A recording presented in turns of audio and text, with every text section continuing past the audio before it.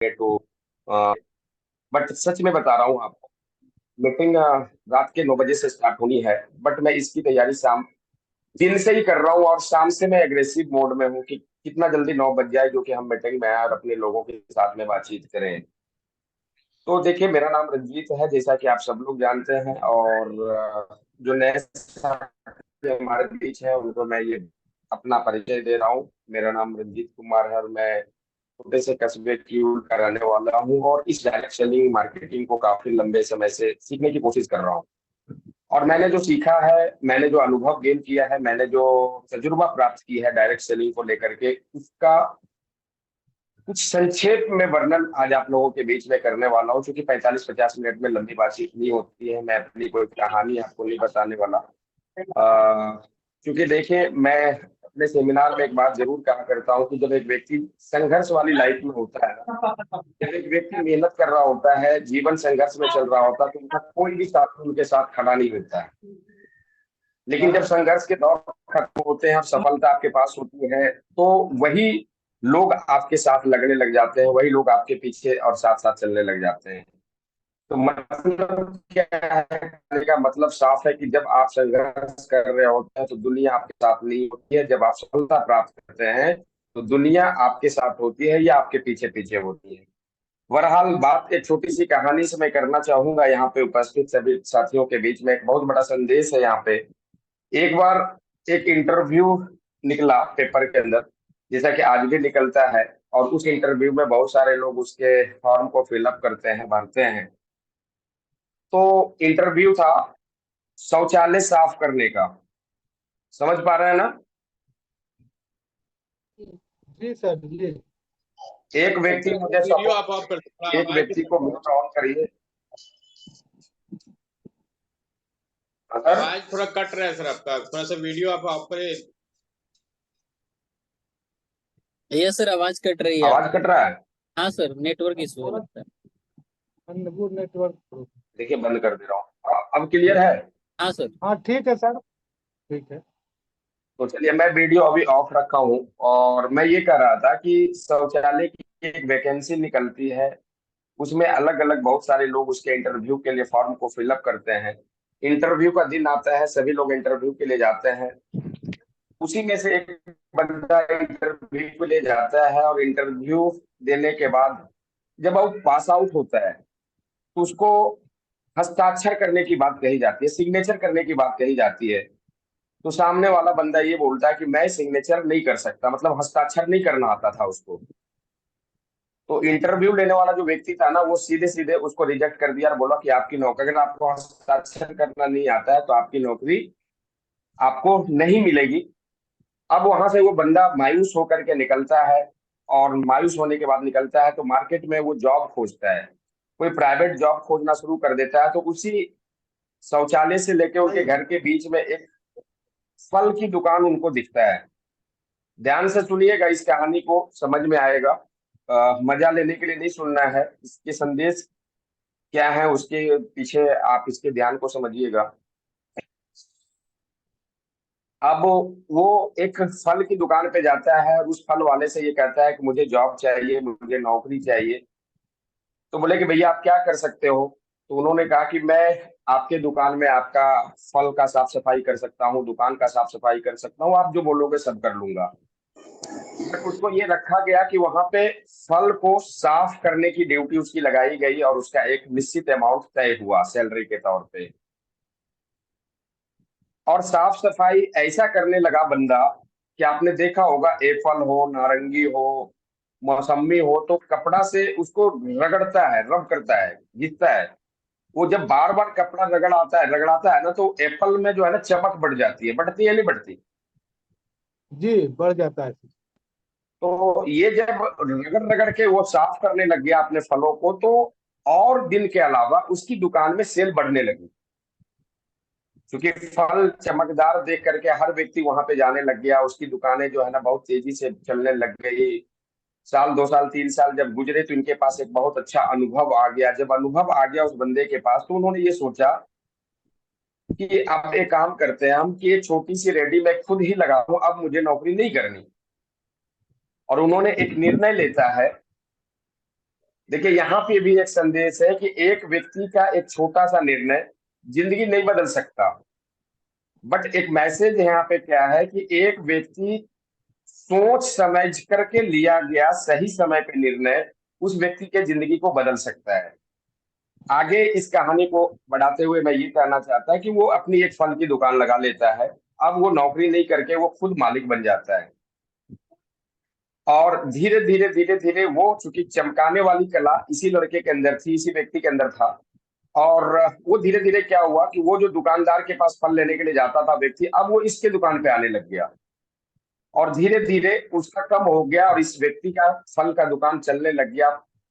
एक दुकानें हुई, दो दुकानें हुई, तीन दुकानें हुई, चार दुकानें हुई, मतलब इस तरह से करते करते एक नहीं कई एक दुकानें उन्होंने ओपन कर लिया, फ्रेंचाइजीज के तौर पे लोगों को वहां पे रखना शुरू कर दिया। और एक दिन ऐसा दिन आया कि उस शहर का सबसे बड़ा फल विक्रेता बन गया। Right sir?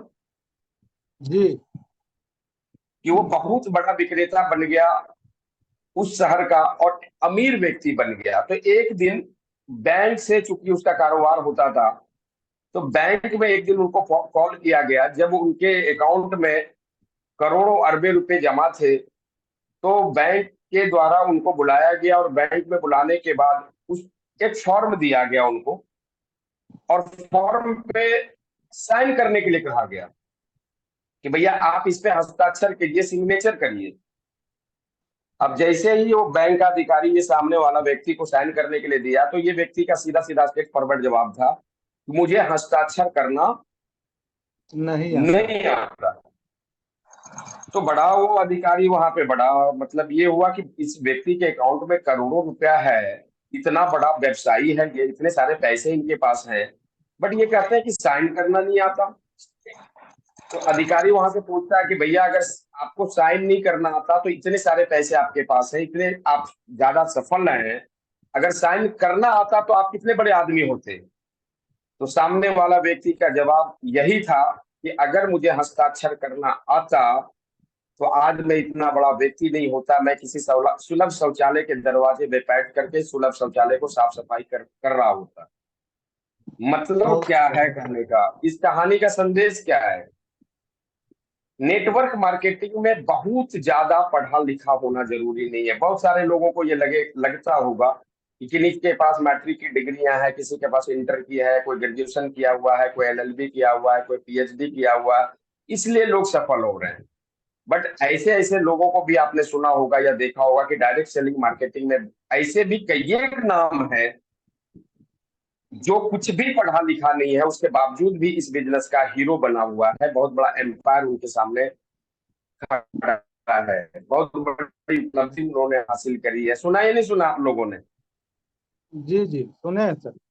एक चीज यहाँ पे इस बातचीत में दो चीजें निकल के आया कि आपका निर्णय आपकी जिंदगी को बदल नहीं सकता, बट आपका सही समय पे लिया गया एक छोटा सा डिसीजन आपकी जिंदगी को बदल सकता है, नंबर एक। दूसरा लेसन ये मिला हमको सीखने के लिए इस कहानी से कि साहब अगर व्यक्ति के अंदर जिद और जुनून हो तो साइन करना नहीं भी आता तो भी आप उस शहर के सबसे अमीर व्यक्ति बन सकते हैं। क्लियर? जी यहाँ तक क्लियर है? जी सर जी। अब मैं थोड़ा सा आपको आगे लेके चलता हूं, और अपनी कुछ बातचीत में करना चाहूंगा। कुछ बात सफलता की करेंगे, कुछ बात असफलता की करेंगे, कुछ आपकी करेंगे, कुछ मैं अपनी करूंगा, कुछ अनुभव के आधार पे करूंगा, कुछ ज्ञान के आधार पे करूंगा। जो भी करूंगा वो बिल्कुल सच करूंगा, इस बात का भरोसा मैं आपको दिलाता हूँ। अच्छा, इस बिजनेस को हम लोग आबाद होने के लिए कर रहे हैं या बर्बाद होने के लिए? बर्बाद कितने लोग होना चाहते हैं? कोई नहीं आबाद होने सर, के लिए। आबाद होने के लिए। बर्बाद बर्बाद बर्बाद क्या है? बर्बाद कितने लोग होना चाहते हैं? कोई नहीं चाहता ना।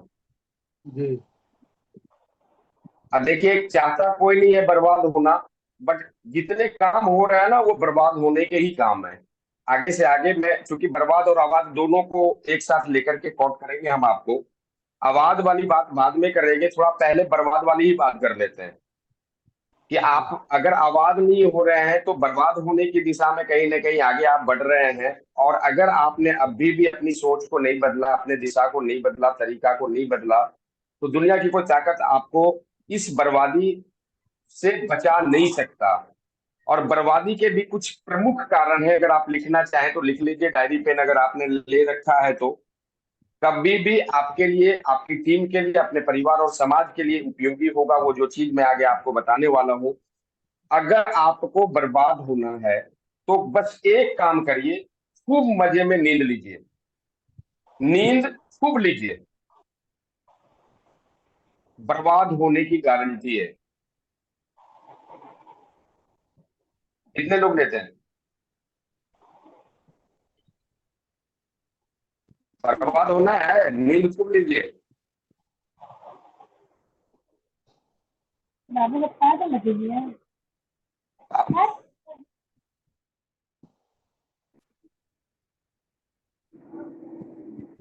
बर्बाद होने के सबसे पहले कारण कौन सा है? प्रमुख कारण, 5 कारण में सबसे पहला कारण कौन सा है? ज्यादा नींद नींद लेना लेना। सर।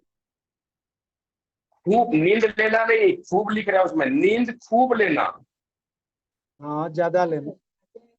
ज्यादा लेना, भरपूर मात्रा में, थोक भाव में नींद लीजिए। हाँ, आप 6 घंटा के जगह 16 घंटा सोइए।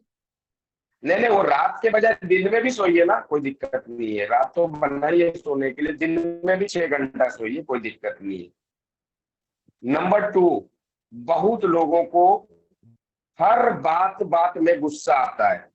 खूब गुस्सा करिए, बर्बाद होने के प्रमुख दूसरे कारण। खूब करिए गुस्सा। आता है ना गुस्सा हर बात में? अगर बर्बाद होना चाहते हैं तो हर बात में गुस्सा करिए।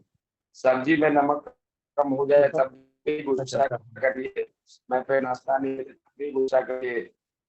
नहीं, किसी भी चीज को ले, जब गुस्सा आपको मौका मिले वो अपना भड़ास निकाल लीजिए। तीसरा, भय। काम करने में अगर आपको भय या डर लगता है तो ये भी बर्बादी के प्रमुख कारण में एक कारण है। फियर, जिसको डर बोलते हैं, प्लान दिखाने का डर, लोगों से मिलने का डर, लोगों के सामने अपनी स्पीच या अपना प्रेजेंटेशन देने का डर। क्या भाई, तो वो सामने वाला व्यक्ति डॉक्टर है, हम उसके सामने कैसे अपना प्लान लेके जाएंगे? वो आपके फियर आपको इस बिजनेस में बर्बाद करने के लिए काफी है। इसलिए अपनी डर को भगाइए और आगे बढ़िए। चौथा नंबर है आलस्य। ये सफलता की बात नहीं बता रहे हैं हम, आवाज वाली बात नहीं है, ये बर्बाद वाली बात है। अपने काम में खूब आलस दिखाइए।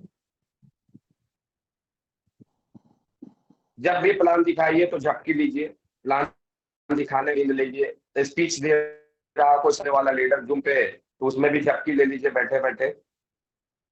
न हर काम में आलस। न इतना सारा सप्लीमेंट होने के बावजूद भी अगर कोई व्यक्ति को अभी भी ये कहता है कि सर हमको आलस्य लग रहा है प्लान सुनने में, देखने में, दिखाने में, तो आप क्या कहेंगे ऐसे लोगों को? जी बर्बादी के कारण है ना। जी जी। और पांचवा और अंतिम कारण है, प्रमुख कारण में एक कारण, कई एक दफा आप अपने घर से भी इसको रिलेट कर सकते हैं। और यहाँ नेटवर्क मार्केटिंग में अपलाइन डाउनलाइन से भी आप इसको रिलेट कर सकते हैं। आपने देखा होगा किसी आपके अपने घर में जब एक बच्चा होता है तो आप कितना उसको बाबू, सोना, मोना, मेरा लाल, मेरा पीला, मेरा हर्रा, मेरा नीला, मतलब इतना ज्यादा दुलार, इतना ज्यादा प्यार, इतना ज्यादा आप सब कुछ दे देते हैं कि सामने वाला व्यक्ति को बर्बाद होने के लिए ये भी एक बहुत बड़ा कारण बन जाता है। नहीं, जरूरत से ज्यादा कोई। हाँ, क्या कुछ बोलना चाह कैसे रहे हैं? हाँ, लिखें कैसे इसको, क्या एक वर्ड में, एक लाइन में? इसमें आप एक लाइन में लिख सकते हैं कि मतलब अगर कि आपको बर्बाद होना है तो किसी भी व्यक्ति को जो है ना, आप जरूरत से ज्यादा दुलार प्यार कीजिए। जैसे अगर आपको अपने डाउन लाइन को बर्बाद करना है तो क्या कीजिए उसको? सर इसको तो इस तरह भी लिख सकते हैं, जरूरत से ज्यादा ज्यादा उत्साह उत्साह करना उसका।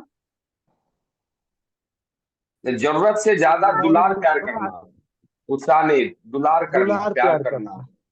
हाँ, जरूरत से उत्साह ज्यादा, अलग है। ठीक है ना, उत्साह दूसरी। अब थोड़ा सा आ जाते हैं कि अगर आबाद होना है तो आबाद होना वाला भी बात कर ले क्या? हाँ सर, वही तो दोनों जरूरी है बताइएगा सर। तब ना, दोनों बताइएगा तब ना डिफरेंस पता चलेगा। आबाद होने के भी 5 प्रमुख पॉइंट्स हैं जो आपको ध्यान रखना है। कभी भी व्यक्तियों से कभी भी गुस्सा में आकर अपमान की बात नहीं करना है। 5 लोगों के साथ, 5 ऐसे लोग होंगे जिनके साथ में गुस्सा में आकर आपको कभी भी अपमान की बात नहीं करनी है, तब जाकर के आपको मिलेगा आवाज। आप बर्बाद से बच पाएंगे और आप हो जाएंगे आवाज। जिसमें सबसे पहला, कभी कभी गुस्सा में आकर अपमान की बात कर लेते हैं, लेकिन नहीं करना है आज के बाद। पॉइंट नंबर 1, पिताजी की अपमान कभी भी नहीं करना है जीवन में, अगर आपको आबाद होना है, सफल होना है तो। पॉइंट नंबर 1, पिताजी की अपमान कभी भी नहीं करना। नंबर 2, माता जी का अपमान नहीं करना है। थर्ड में अपने मित्र और दोस्त का भी अपमान नहीं करना है। पिता का। पिता, माता, मित्र, दोस्त। और 4 नंबर में है गुरु। वो आपके स्कूलिंग के गुरु रहे हो, बिजनेस गुरु रहे हो, सिंगिंग गुरु रहे हो, आर्टिस्ट के गुरु रहे हो, चाहे जो भी गुरु आपके जीवन में है, उनका भी अपमान कभी भी नहीं करना है आपको पहला में गुस्सा में पिता, आकर। और फाइनली 5वां जो है, परिवार। परिवार का भी अपमान नहीं करना है। क्लियर है यहाँ तक? जी। Yes sir. परिवार में क्या, परिवार में किसका, माता पिता तो आ ही गए, बाकी के बच्चे हैं और भी जो घर के सदस्य हैं, मतलब परिवार में वो सब आ गया। आप पत्नी, बच्चे, सब लोग आ गए। क्लियर? जी। Yes sir. करना है अपमान, बोलिएगा तो कोई दिक्कत नहीं है, कर सकते हैं हम। कि राजेश जी, राजेश भैया, क्या बोले सर? पत्नी का अपमान किया जा सकता है क्या? इसको नहीं छुप करे में वही रखा अच्छा है जाए? सर। नहीं करे सर। सर इसमें परिवार के सदस्य पूरा लिख लिए, परिवार के सदस्य। हाँ, फूल परिवार में जो भी परिवार के लोग आते हैं, ये कब होता है? जब हम गुस्सा में होते हैं, और ये हमारी बर्बादी का एक बहुत बड़ा कारण हो जाता है। बट गुस्सा आने के बावजूद भी अपमान जैसे शब्दों का या अपमान जैसे कोई भी एक्टिविटीज सामने वाले व्यक्ति के साथ नहीं करनी है। Right sir? जी। जी सर। देखिए, अगली जो बातचीत हमारी है वो इससे जुड़ा हुआ है कि ट्रेडिशनल बिजनेस में लोगों को यूज किया जाता है प्रोडक्ट के लिए। ट्रेडिशनल बिजनेस में लोगों को यूज किया जाता है किसके लिए? प्रोडक्ट के लिए। और डायरेक्ट सेलिंग में प्रोडक्ट को यूज किया जाता है जिंदगी को बदलने के लिए। क्लियर हुआ ये एक लाइन? हेलो, सर एक बार रिपीट कर दीजिएगा। बोलिए मैं सर। ये कह रहा हूँ सर कि ट्रेडिशनल बिजनेस में लोगों को यूज किया जाता है प्रोडक्ट के लिए, और डायरेक्ट सेलिंग में प्रोडक्ट को यूज किया जाता है अपने अपने सपने को पूरा करने के लिए।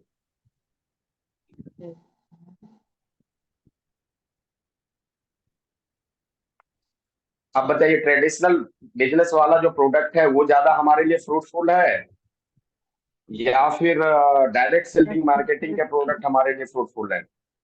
बोलिए। हाँ जी सर, बोलिए।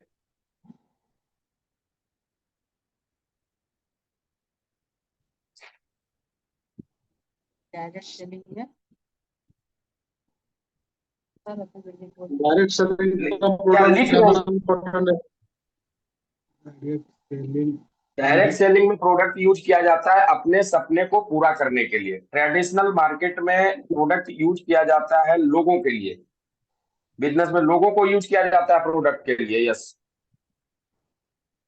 ये एक लाइन में बहुत गहरी राज छुपा हुआ है मातो सर। जी बिल्कुल सर, या कह सकते हैं सर ट्रेडिशनल मार्केट में वो अपना सपना पूरा करने के लिए हमारा इस्तेमाल किया जाता है। बिल्कुल बिल्कुल। हम लोग यहाँ हम लोग अपना सपना पूरा करने के लिए हम लोग अपना इस्तेमाल करते हैं। इस्तेमाल तो दोनों स्थिति में करेंगे। चलिए आगे आगे थोड़ा हम लोग बातचीत करते हैं। एक वर्ड है, या आपने सुना भी होगा कभी, अगर वर्ड शायद की कोई ट्रेनिंग लेने का मौका अगर आप लोगों को लगा होगा तो आपने सुना होगा, नोइंग, KNOWING, नोइंग। नोइंग का मतलब होता है जानना। सर बताते हैं कि knowing plus not doing equal to not knowing, sorry, knowing plus not doing equal to not knowing. लिख लीजिए इसको, गहरी नोइंग, हाईलाइट करके लिख लीजिए। Knowing, knowing, knowing, KNOWING, knowing हाँ, plus not doing. Not doing. जी, नोइंग का मतलब जानना, नॉट डूइंग का मतलब नहीं करना, इक्वल टू नॉट नोइंग। अब इसको थोड़ा सा हम डिफाइन कर देते हैं, इसको थोड़ा सा हम विस्तार से।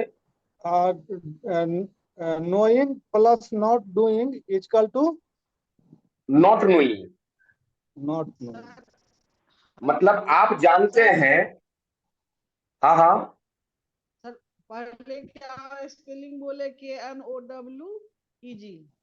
ING, KNOWING, knowing. Knowing. Know, KNOW में ING लगा दीजिए, नोइंग हो गया, वो जानना होता है मतलब। जी जी। प्लस नॉट डूइंग, जानते हैं किसी भी कार्य को आप बट करते नहीं हैं, तो रिजल्ट के तौर पे ये है, आप कह रहे हैं डायरेक्ट सीधे सीधे, अगर आप किसी चीज को जानते हैं लेकिन करते ही नहीं हैं, इसका मतलब कि आप उन चीजों को अभी तक जाना ही नहीं है। क्लियर हुआ कॉन्सेप्ट? जी, बात क्लियर हुई हाँ हाँ, कि हो गया किसी सर। काम को आप किसी भी कार्य को जानते हैं या कोई भी आपके पास ज्ञान है, बट उस ज्ञान को आप अप्लाई नहीं करते हैं, इसका क्या मतलब है कि आप उन चीजों को अभी तक जाना ही नहीं। Knowledge without action is just garbage. अगर लिखना चाहें तो लिख लीजिए, knowledge without action is just garbage. कि आपके पास ज्ञान तो है बट आप उसको एक्शन में तब्दील नहीं कर रहे हैं, तो वो नॉलेज आपके गार्बेज के समान है। गार्बेज का मतलब समझते हैं ना? कचड़ा सर। हाँ जी सर, बिल्कुल ठीक पकड़ा आपने राजेश भैया। फिर से बोले तो sir, knowledge knowledge without action is just garbage. Garbage का मतलब होता है वो, अगर आपके पास ज्ञान है और उसे अप्लाई नहीं करते हैं, इसका मतलब ये है कि वो जो ज्ञान आपके पास है वो ज्ञान गार्बेज के समान है, कचरे के समान है। क्लियर? क्लियर यहां तक? Sir knowledge without.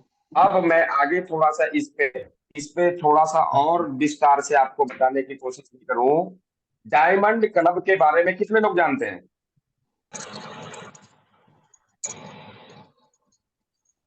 हाँ हाँ, हैंड रेज, फिजिकल डिजिटल जैसे करना है करिए। हम पूछेंगे नहीं कि आप किए हैं कि नहीं किया, टेंशन मत लीजिए, बट जानते हैं ना?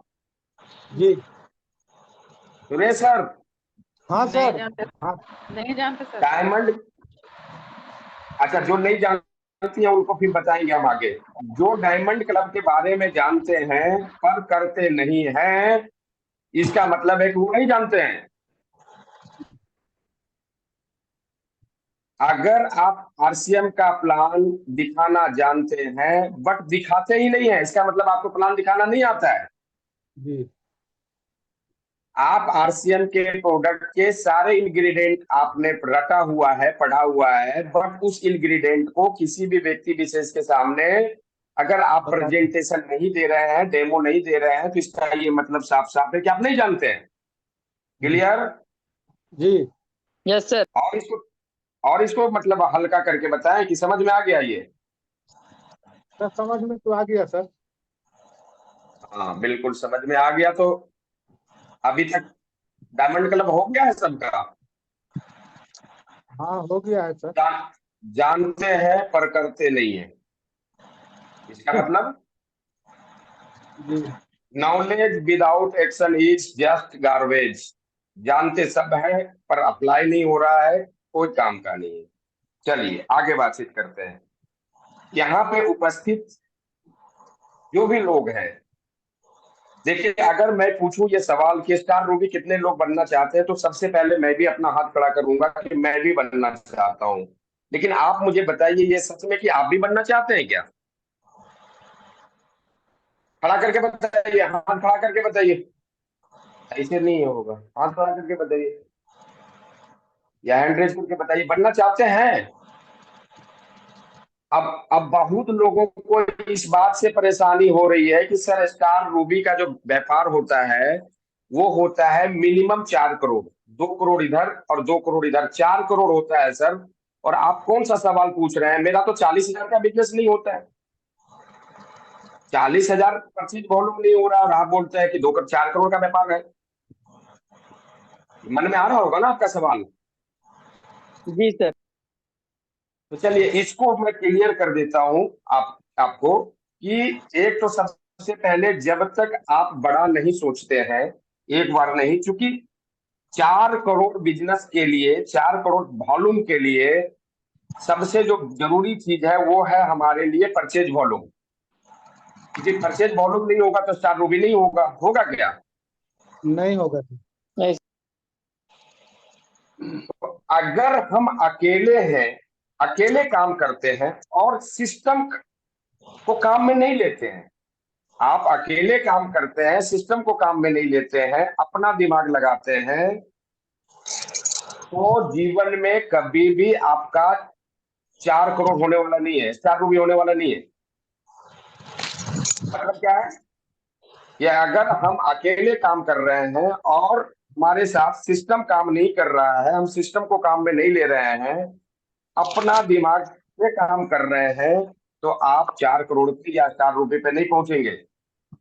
अगर आपको स्टार रूबी जाना है भाई साहब, तो ये प्रमाणित है ना कि इस भारत के अंदर आरसीएम अभियान और आरसीएम पद्धति और आरसीएम व्यापार में स्टार रूबी एक नहीं कई एक है। ये मालूम है ना आपको? ये प्रमाणित हो चुका है ना कि स्टार रूबी लोग बनते हैं यहाँ। जी सर। अब बनते कौन है वो समझिए। जब हम सिस्टम से काम करते हैं, अगर लिखना चाहें तो लिख लीजिए, जब हम सिस्टम से काम करते हैं, आप लाइन के डायरेक्शन में काम करते हैं,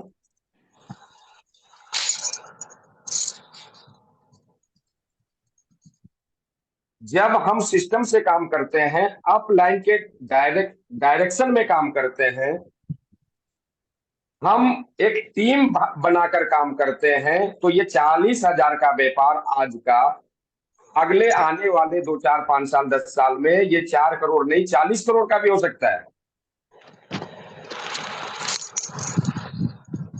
क्लियर हुआ? हो रहा है? जी जब आप उसको सिस्टम में काम में लेंगे तो अपलाइन के डायरेक्शन में काम करेंगे तो आपका 40,000 का व्यापार 4 करोड़ और 40 करोड़ हो सकता है। बट अगर सिस्टम में काम नहीं लेंगे तो, अगर अकेले काम करेंगे तो, अपना दिमाग लगाएंगे तो नहीं होगा। बिल्कुल नहीं होगा। 40,000 अगर हो भी गया है तो उसमें भी कहीं ना कहीं अपलाइन और आपके डाउनलाइन का बहुत बड़ा रोल होगा, जिसकी वजह से हो पाया है। बट यहाँ पे अपलाइन, डाउनलाइन और खुद का, ये तीनों व्यक्ति का सिस्टम क्या है, थोड़ा सा इसको हम लोग समझते हैं। System A set of connected things. जब कई एक चीजों को मिलके या कई एक चीजें एक साथ जुड़ जाती हैं तो वो सिस्टम बन जाता है। एक एग्जांपल, भीलवाड़ा कितने लोग गए हैं? हम लोग गए हैं। और भीलवाड़ा में आपने देखा होगा कि जैसे ही गेहूं डलता है मशीन में, तो ऑटोमेटिक मशीन है, वो पहला आगे वाला जो पार्ट होता है उसको फिल्टर कर देता है, मतलब उसकी साफ सफाई कर देता है। जी बड़ा वाला कंकड़ पत्थर अलग कर देता है, उसके बाद वाला छोटा अलग कर देता है, उसके बाद अलग कर देता है। मतलब वो एक पार्ट से नहीं, एक मशीन नहीं, एक साथ कई एक चीजें जुड़ करके वो सिस्टम बनी है, जिसकी वजह से गेहूं डलने के बाद वो जो है ना आटा पीस करके आपकी पैकिंग होके निकल जाती है। सिस्टम किसको कह रहा है? ए सेट ऑफ कनेक्टेड थिंग्स। जब कई चीजें एक साथ मिलती है तो वो क्या कहलाता है? सिस्टम। सिस्टम कहलाता है। अगर ये बात नहीं समझ पा रहे हैं आप, या जम नहीं पा रही हैं, तो पानी का स्वभाव आप ऐसे भी समझिए कि पानी का स्वभाव, अगर जैसे देखिए ये मेरे पास बोतल है, दिख रहा ना सबको? जी बैकग्राउंड है तो पता नहीं चल रहा है सर। अच्छा कोई बात नहीं, पानी का बोतल है, अगर इसको हम छोड़ेंगे ऊपर से, जब इसको गिराएंगे तो कहाँ जाएगा? कहाँ नीचे जाएगा। जाएगा? ये नीचे की तरफ कि ऊपर की तरफ? नीचे जाएगा। तो देखिए यहाँ पे हम लोगों ने बचपन से ही ये पढ़ा हुआ है कि पानी का स्वभाव, या कोई भी तरल तरल पदार्थ को हम जब छोड़ते हैं तो हर हमेशा वो नीचे की तरफ आता है। ये हम सब लोगों ने सुना हुआ है, पढ़ा हुआ है, समझा हुआ है। बट मेरा ये कहना है कि जब इसी पानी के साथ में मोटर्स को कनेक्ट कर दिया जाता है, जी सबमर्सिबल, जेट या वगैरह वगैरह जो भी आता है, जब उसी पानी के साथ में इसको कनेक्ट कर दिया जाता है, बांध दिया जाता है, कुछ चीजों को जोड़ दिया जाता है, तो यही पानी एक मंजिले नहीं, 2 मंजिले, 3 मंजिले, 5 मंजिले, 10 मंजिले, 15 मंजिले, मैंने जितना मंजिलों पे आप ले जाना चाहें उतना मंजिलों पे ये चला जाता है। यहाँ पे कौन काम कर रहा है? पानी अकेला काम नहीं कर रहा है। पानी जब सिस्टम के साथ प्लग्ड हो गया, कनेक्ट हो गया, तो वो पानी जमीन से कई एक इमारतों पे चली गई। गई ना सर? जी जी नहीं समझ पा रहे हैं? हाँ समझ में आ गया सर। मैं मेरी तो बात सिस्टम से जो समझ नहीं पा रहे हैं? ऊपर चला गया। हाँ, जब हम सिस्टम से कनेक्ट हो जाते हैं तो हम साधारण से साधारण लोग भी बहुत बड़ी उपलब्धि और बहुत बड़ी सफलता डायरेक्ट सेलिंग मार्केटिंग में अचीव कर लेते हैं, प्राप्त कर लेते हैं। मुझे बताने का जो भाव था वो यही था। अब मैं आगे जो आपसे बातचीत करने वाला हूं, ये बातचीत करने वाला हूं कि एक बड़ा नेटवर्क मार्केटिंग नेटवर्क बनाने के लिए किन चीजों की जरूरत है, या नेटवर्क मार्केटिंग में सफल होने के लिए ऐसी कौन सी चीजें हैं जो आपके पास होना चाहिए। नेटवर्क मार्केटिंग में कामयाब होने के लिए ऐसी कौन 2 चीजें आपके पास होना चाहिए, उस पर मैं थोड़ी सी चर्चा करता हूं। करूं क्या? हाँ सर। Sir yes. अगर डायरेक्ट सेलिंग मार्केटिंग में आप सफलता प्राप्त करना चाहते हैं तो डायरेक्ट सेलिंग मार्केटिंग में जो सबसे पहली चीज आपके पास होनी चाहिए, जो आपके पास सबसे पहली क्वालिटी होना चाहिए, वो होना चाहिए हंगर सक्सेस। लिख लीजिए, हंगर सक्सेस, सफलता की भूख, सफलता की तड़प आपके पास होनी चाहिए। डायरेक्ट सेलिंग मार्केटिंग में ये 2 चीजें आपके पास जरूर होना चाहिए अगर आप सफल होना चाहते हैं। अगर आपके पास बहुत अच्छी क्वालिटी का प्रोडक्ट है, बहुत बढ़िया प्लान है, कंपनी बहुत अच्छी है, कंपनी का फॉर्मेट बहुत अच्छा है, कंपनी का मैन्युफैक्चरिंग प्लांट बहुत अच्छा है, सब अच्छा है, कोई काम का आपके लिए और हमारे लिए नहीं है, जब तक हम हंगर नहीं है। हंगर का मतलब समझते हैं ना? Yes sir.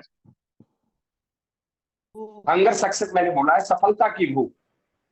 जिस व्यक्ति को सफलता की भूख है वो व्यक्ति डायरेक्ट सेलिंग मार्केटिंग में सफल होता है। जिस व्यक्ति को सफलता की भूख ही नहीं है, तड़प ही नहीं है, तो आपको क्या लगता है आरसीएम का प्रोडक्ट या आरसीएम रूपी अभियान उस व्यक्ति को सफल बना देगा?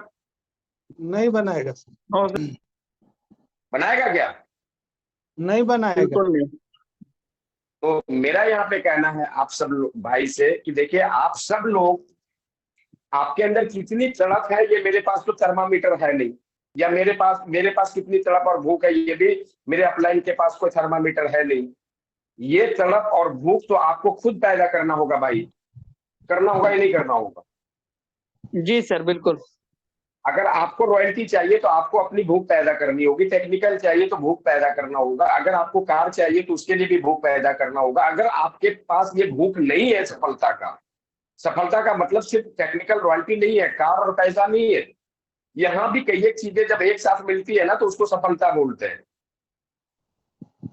पैसा भी उसी में आता है, समय भी उसी में आता है, सिक्योरिटी भी उसी में आता है, मान सम्मान भी उसी में आता है, कार बंगला भी उसी में आता है, हवाई यात्रा भी उसी में आता, सब कुछ उसी में आ रहा है। बात क्लियर हो रहा है ना? जी यस सर। तो आप अपनी भूख को जगाइए भाई साहब। जब तक आप अपनी भूख नहीं जगाएंगे, जब तक आप अपनी तड़प नहीं जगाएंगे, तो आपके पास सफलता प्राप्त नहीं होगी। मैंने तो कई एक दफा देखा है, ऑफलाइन क्या करेगा, लोगों को मतलब रिचार्ज, डाउनलाइन कई एक दफा ऑफलाइन को डिस्चार्ज कर देता है। ऐसा आप लोगों के साथ हुआ है कभी क्या? वो कैसे करता है सर? कैसे करता है सुन लीजिए, कहानी सुनाता हूं आपको, जी कहानी के माध्यम से समझ में आ जाएगा आपको। 3 दोस्त था, तीनों में आपस में ऑफलाइन डाउनलाइन ही था।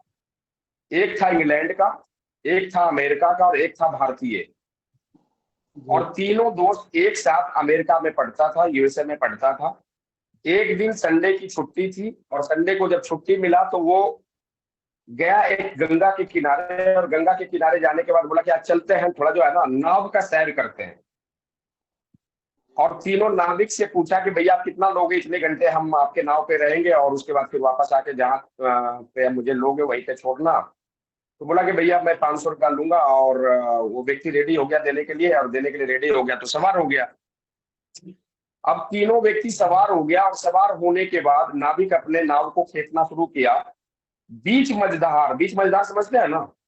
हाँ हाँ, बीच नदी में, बीच तालाब में, चाहे बीच समुद्र हाँ, में बीच जहाँ। गंगा में जब वो नाव गया तो नाविक एक प्रश्न किया उस तीनों लड़के से कि भैया आप मुझे एक प्रश्न का उत्तर दीजिए, क्या आपको तैरना आता है? तो तीनों के तीनों व्यक्ति एक ही स्वर में चीज बोला कि ये आप पूछ क्यों रहे हो? बोला ना ना बस ऐसे ही पूछ रहे हैं, आता है कि आपको तैरना? तो सामने वाला व्यक्ति, तीनों के तीनों व्यक्ति बोला कि मुझे तैरना नहीं आता है। और फाइनली इतना बोलने के बाद अगले 2-4 मीटर भी नाव नहीं जाता है, नाव जाता है डूब। अच्छा। अब जब नाव डूब गया और तैरना नहीं आता है तीनों के तीनों अमेरिकन और इंग्लैंड और भारतीय लोगों को, क्या हासिल हुआ होगा उस तीनों का? तो उससे में डूब जाएगा वो लोग। एकदम डूबने लग गया, पानी पीने लग गया, स्थिति बहुत बुरी हो गई। बट तीनों जवान था, काफी मशक्कत, काफी मेहनत किया अपने आप को बचाने के लिए। जैसे तैसे हाथ पैर, जिसको देखिएगा जिसको तैरना नहीं आता ना, सबसे ज्यादा हाथ और पैर चलाता है पानी में। और नहीं तो इस बार हम दीघा में जो है ना, आप जिसको जिसको तैरना नहीं आता उसको स्विमिंग पूल में उतारेंगे और हम देखेंगे कि आप लोग कितना उसमें तैरते हैं। जिनको तैरना आता है वो खूब मजा लेता है, बट जिनको तैरना नहीं आता, जैसे मुझे तैरना नहीं आता, जैसे ही हाथ पैर चलाएंगे वैसे ही डूब जाते हैं। जी।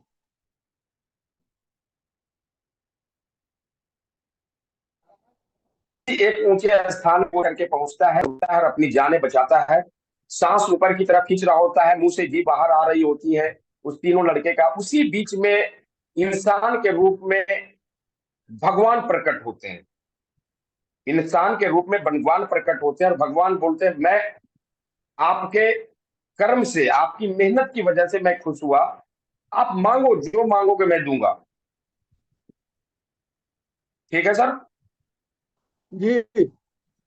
तो अब बोला कि अरे ये व्यक्ति बोल रहा है कि जो मांगो वो सब कुछ हम देंगे, ऐसा कौन सा ये व्यक्ति मेरे सामने आके खड़ा हो गया कि जो मांगोगे सो देंगे? तो सामने वाला व्यक्ति कहता है जाइए आप अपना काम कीजिए, मुझे काम अपना करने दीजिए। फिर फाइनली यही बोला गया कि भैया आप मांगो तो सही, एक वरदान मैं दूंगा आपको, जो मांगोगे वो दूंगा। बोला ऐसा होता है क्या? बोला मांगो तो सही। सामने वाला व्यक्ति, अमेरिका का व्यक्ति, बोला कि एक काम कीजिए, जब मांगने की बात आपने रट लगा रखी है, जिद लगा रखा है, तो एक काम कीजिए, आप मुझे अमेरिका का राष्ट्रपति बना दीजिए। तो ईश्वर थे प्रकृति के, ये भगवान के रूप में, ये सॉरी इंसान के रूप में भगवान थे। उन्होंने हाथ ऐसे किया, बोला तथास्तु। अब जैसे ही तथास्तु बोला वो व्यक्ति वहां से गायब हो गया, अमेरिका का गद्दी उसको मिल गया, वो बन गया राष्ट्रपति। अब इंग्लैंड वाले की बारी। इंग्लैंड वाले को बोला गया कि भैया तुम भी मांग, तुम भी बहुत मेहनत करके अपनी जान बचाए और जान बचाए हो तो मैं खुश हुआ हूं। बोला अच्छा आप मुझे भी देंगे? देंगे तो नहीं, फिर भी मैं मांग लेता हूँ। फिर भी वो मांगा, बोला कि तथास्तु, मुझे आप इंग्लैंड का प्रधानमंत्री बना दो। अब इंग्लैंड में प्रधानमंत्री होता है कि नहीं होता है, बस इसको समझने के लिए आप करिएगा। होता है प्रधानमंत्री इंग्लैंड में कि राष्ट्रपति होता है? नहीं होता है सर। नहीं होता तो काम कीजिए, इसको पाकिस्तान को रख लीजिए इसमें साथ में, इंग्लैंड को हटा दीजिए समझने के लिए। वो पाकिस्तानी बंदा था दूसरा, वो बोला कि मुझे पाकिस्तान का प्रधानमंत्री बना दो। अब वो बच्चा भाग गया वहां से, गायब हुआ और जाकर के पाकिस्तान के गद्दी पे बैठ गया प्रधानमंत्री के रूप में। पाकिस्तान में तो होता है ना प्रधानमंत्री। जी सर। ऋषि सुनक किसी कड़ी का नहीं ना है, इंग्लैंड का प्रधानमंत्री।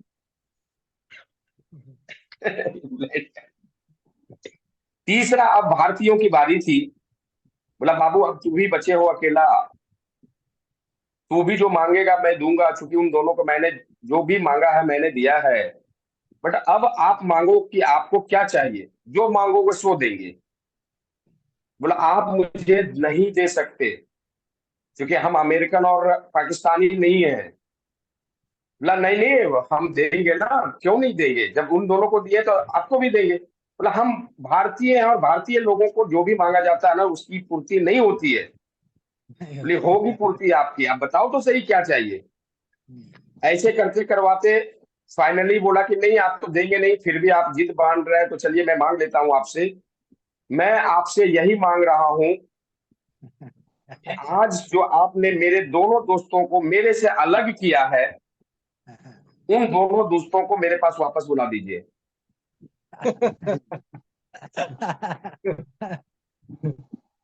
कहानी का संदेश समझ में आया कि डाउनलाइन कैसे अपलाइन को डिस्चार्ज कर देता है। जी जी सर।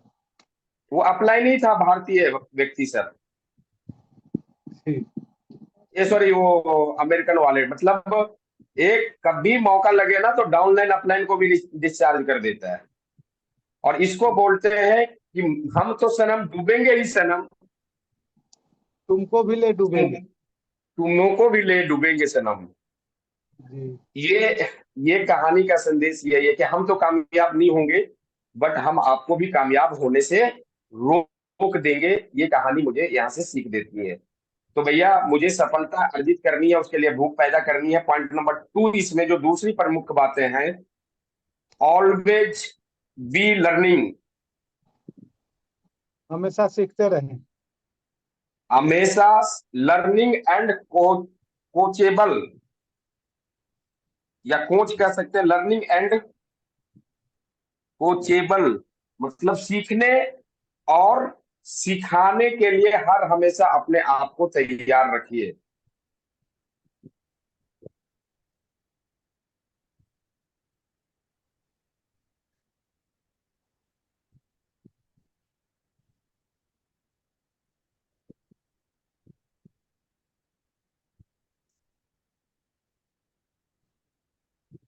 क्लियर हो गया यहाँ तक? सीखने और सिखाने के लिए तैयार रहें। मतलब सफलता उसी व्यक्ति को प्राप्त होगा यहाँ डायरेक्ट सेलिंग मार्केटिंग में जो सीखने के लिए भी तैयार है और सीखी हुई चीजों को सिखाने के लिए भी हमेशा तैयार है। नहीं तो कई एक दफा ऐसा होता है, या तो सीखने के लिए तैयार नहीं है, और अगर हम सीख लिए तो हम क्यों सिखाएंगे अपने नीचे वाले को, सीख जाएगा तो अमीर बन जाएगा वो अपने ज्ञान में क्या कर ले रहा है कि कैपिंग लगा दे रहा है। जैसे कंपनी लगाई है ना कि भैया परचेज क्लब का लाभ आप 5,000 नहीं, 50,000 नहीं, 5 लाख भी कर लोगे तो 5,000 का 10% 500 हम देंगे। जी यहाँ पे भी कुछ लोग ऐसे हैं अपने डायरेक्ट सेलर्स भाई, जिन्होंने सीखते तो खूब हैं, खूब मन लगाते हैं, बट सिखाने वाली जब बात आती है तो इसलिए नहीं सिखाते हैं कि वो सीख जाएगा तो अमीर बन जाएगा। हम बिजनेस में है या अभियान में है, ऐसे अभियान में जहां डुप्लीकेशन काम करता है। जब तक आप डुप्लीकेशन नहीं करेंगे अपने नेटवर्क में, अपने टीम में, कि जो आपने सीखा और उसको आपने डुप्लीकेट नहीं किया, ट्रांसफर नहीं किया अपने टीम में, तो जीवन में कभी भी बड़ा बिजनेस या बड़ी इनकम आएगी क्या? नहीं आएगा। तो देखिए क्रमबद्ध में हर किसी व्यक्ति को ये काम करना पड़ेगा। कोई भी काम अगर आप क्रमबद्ध में नहीं करेंगे ना तो व्यापार और बिजनेस आपका नहीं चलने वाला।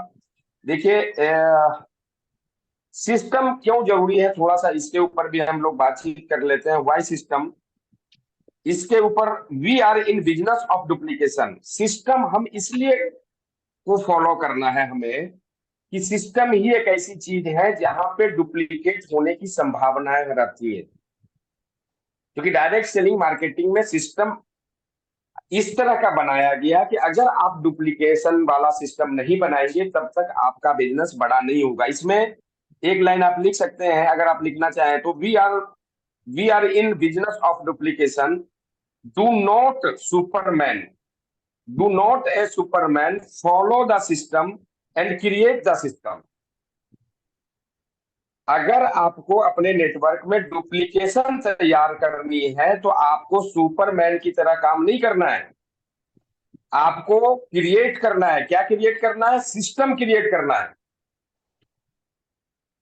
तभी जाकर के वो डुप्लीकेबल होगा। अब वो सिस्टम क्या क्रिएट करना है उसको भी थोड़ा सा हम क्लियर कर देते हैं। कर दें क्लियर? जी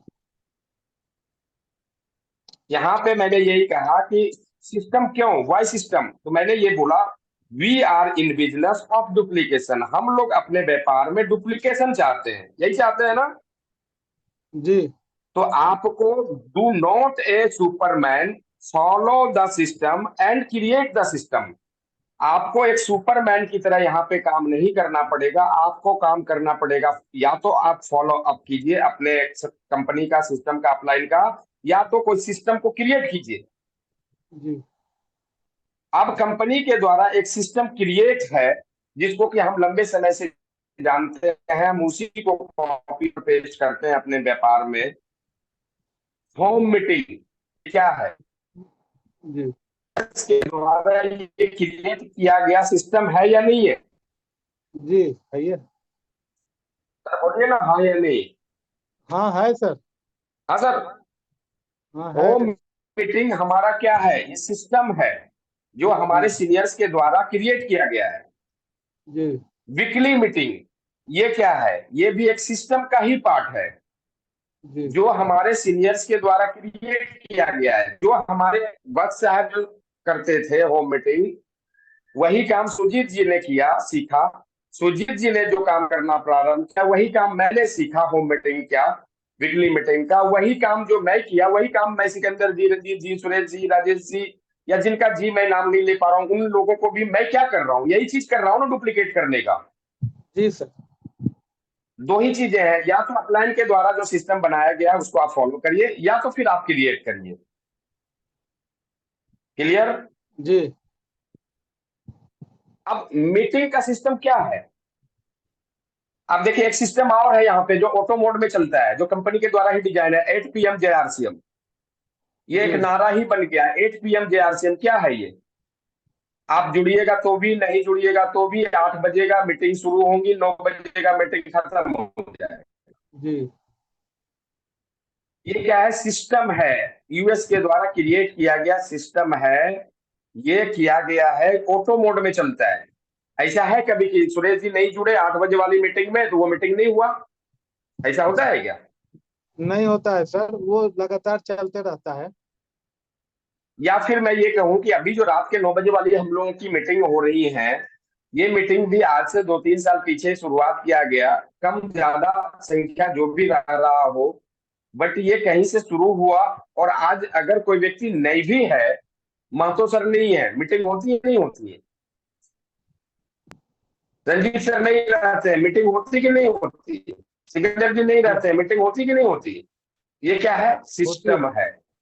और यही सिस्टम आपको अपने नेटवर्क में, अपनी टीम में डुप्लीकेट करना है। जब सिस्टम बन जाता है ना तो वो ऑटो मोड में काम करना शुरू कर देता है। जैसे आटा पीसने के लिए गेहूं डलता है और फिर हाथ नहीं लगता, पूरी मशीन उस पर काम करती है और ऑटो मोड में आपको पैकिंग करके लाके 5 किलो का आपके पीयूसी में दे देती है। ये क्या है? सिस्टम है जो ऑटो मोड में चल रहा है। अगर हम लोगों को भी बिजनेस अपना चलाना है, व्यापार बढ़ाना है, अभियान बढ़ानी है, तो ये ऑटो मोड में लाना पड़ेगा। मीटिंग का सिस्टम क्या है? मीटिंग भी एक सिस्टम है। मीटिंग भी एक सिस्टम है ना सर?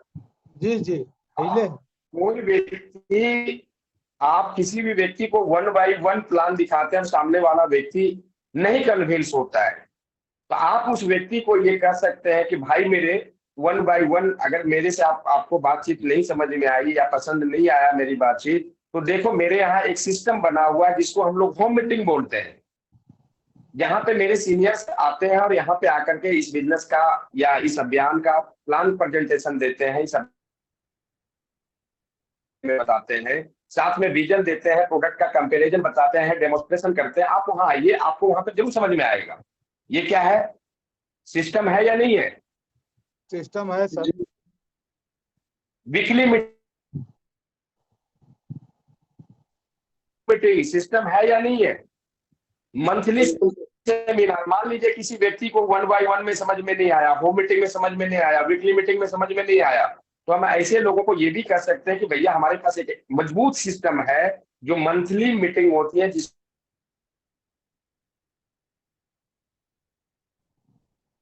आवाज आपका ब्रेक हो रहा है सर, आवाज नहीं कॉल आ आ रहा। गया। नहीं कॉल नहीं है। हेलो हेलो, जी सर। ये जो मीटिंग होती है हमारी, उस मीटिंग में भी आप उसको इनवाइट कर सकते हैं कि चलिए कोई दिक्कत नहीं, होम मीटिंग में समझ में नहीं आई, ग्रुप मीटिंग में समझ में नहीं आया, वीकली मीटिंग में नहीं आया, आइए हमारी मंथली मीटिंग में। बीसी सर आ रहे हैं, सुजीत जी आ रहे हैं, राकेश शर्मा जी आ रहे हैं, उनके बारे में आप उनको बताइए ये क्या है, सिस्टम है या नहीं है, सिस्टम का पार्ट है या नहीं है सेमिनार हमारा। एकदम है सर। यहाँ से भी समझ में अगर व्यक्ति को नहीं आता है तो आप उसको बताइए। जिस व्यक्ति को ये पता अभी ये कहता है कि आरसीएम में पैसा नहीं आती है, आरसीएम में उपलब्ध रिकॉग्नाइज किया नहीं जाता है, ऐसे आप अपने दोस्त और दुश्मनों को, दोस्त भी दुश्मन बन जाता है जब कोई व्यक्ति डायरेक्ट सेलिंग मार्केटिंग में काम करना शुरू करता है, तो आप उसको बुलाइए 8 तारीख को दीघा में कि भैया अगर देखना है मेरा टेक्निकल का सेलिब्रेशन तो आओ दीघा में, देखो किस तरह का फूल माला मेडल ट्रॉफी सर्टिफिकेट से हमको नवाजा जाता है या हमारी टीम को नवाजा जाता है।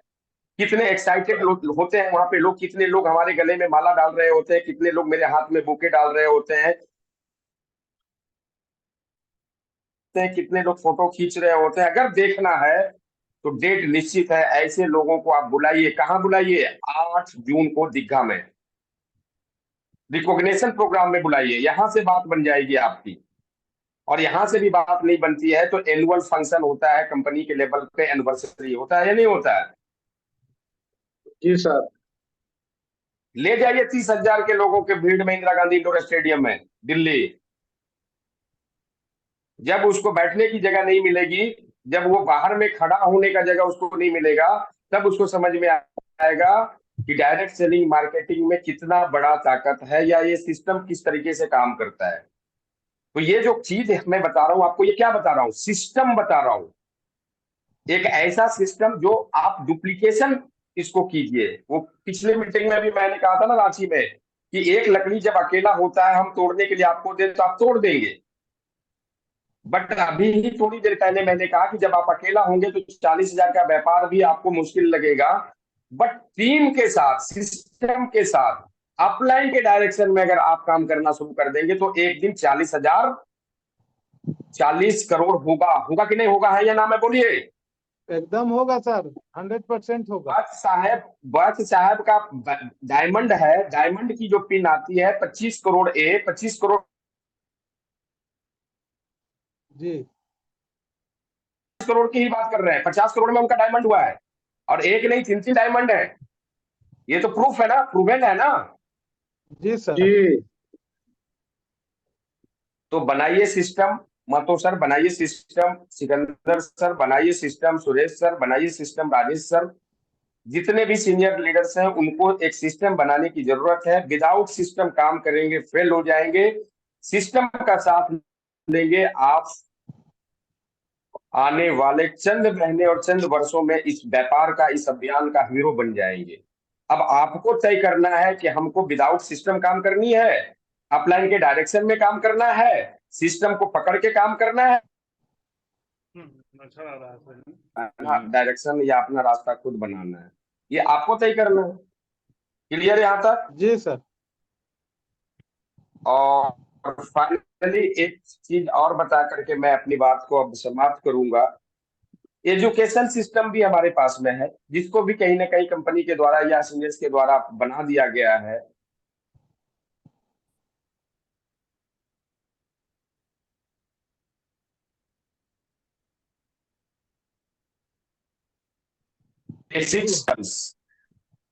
एजुकेशन सिस्टम के 3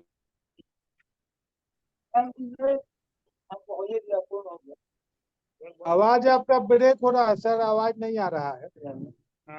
सब लोग जानते बताएगा। नेटवर्क का प्रॉब्लम है सर, आपका नहीं आवाज आ रहा है।